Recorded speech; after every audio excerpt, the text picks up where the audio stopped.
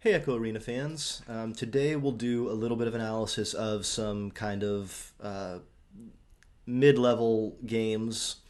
This will show you kind of some of the randomness of the usual game outside of the high level. It shows kind of a lot of random movement and random passing. One ends up leading to a goal, which is part of the deception of that this sort of activity works. When you compare this kind of movement to, for example, the movement by Kangarillas, for example, or Illuminati, you'll see why this is not a great system to emulate. So this is off a made goal. Team Null is getting the ball and they make their launch.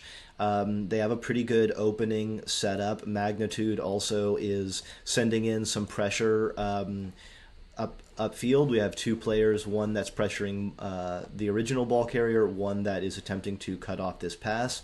The second person does not cut off the pass, and this is a bit of a problem because now you have two orange players from Team Magnitude that are alone and at the end of the blue arena. Meanwhile, blue has a 3-on-2 break going toward the goal. However, they kind of squander their opportunity because this pass, though it's very long and like an amazingly accurate and good pass, it now leaves a 1 versus 2 situation. And Null needs to now back up. Someone should be probably on bow tie area, and the person who passed should be streaking up on the left side so that we can now have three people: this person on the wing, this trailer coming bow tie, and then the original passer cutting left.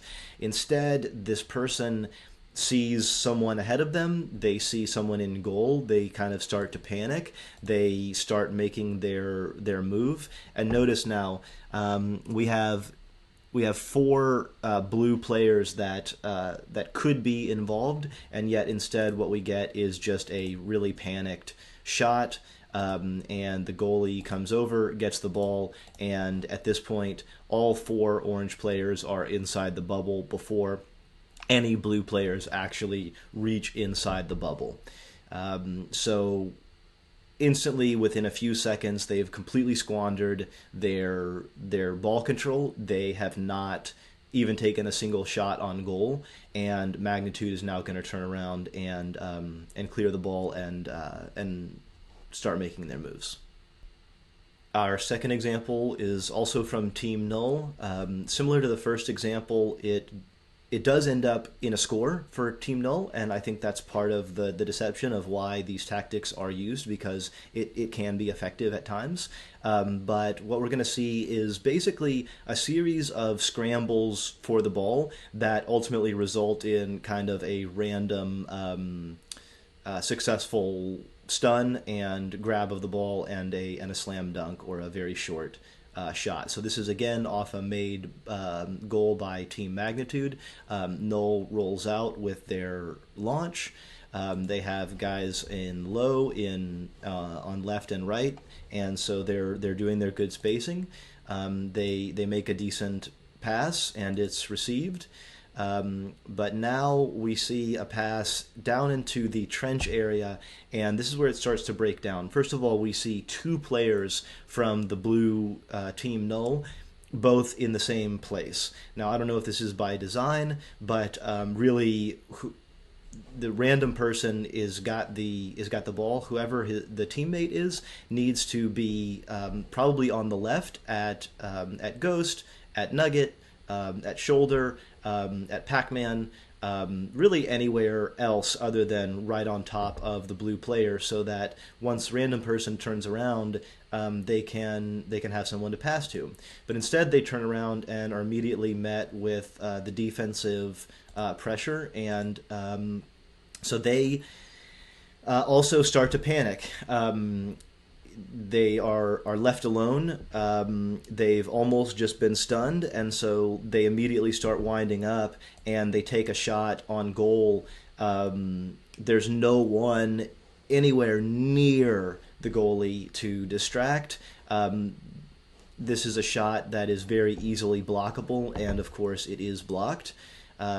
This starts a series of kind of random movements where the ball is thrown, it's cleared, it's thrown, it's cleared.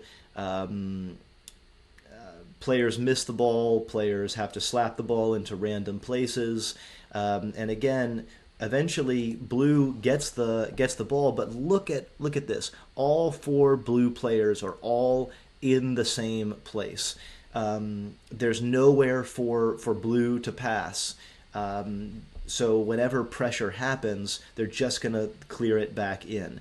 Notice no one from null is spacing, no one from null is coming together in order to regrab and be able to react anywhere across the goal. They're just kind of following each other around. This player down here, looks like random person, does eventually try and leak out and gets a pass thrown at them, but it's random person is falling away from the ball instead of going toward the ball, and the pass is not well sent. We still have three Team Null players all next to each other. Ball bounces off the left boot, goes into the left shoulder area. This makes three orange players react to the ball, and now normally they would get this and this would be over, but this is kind of the random chance of it all. And speaking of random person, a very skilled player, gets in, gets the quick stun, gets the steal, and gets the 0 meter but still inside shot. So that kind of shows you what shouldn't be done. Now, in a scramble, of course, you got to do what you got to do, but ideally, when you see your teammate scrambling for the ball, you should be finding a place to be an outlet pass. You should be saying red, and you should be telling the location of where you are so that they can immediately pass to you. And or you should be finding another teammate to regrab so that if your teammate gets the ball, you can move anywhere on the arena to support them. And if the other team gets the ball, or if another scramble ensues, then the two of you can also move together and get the ball.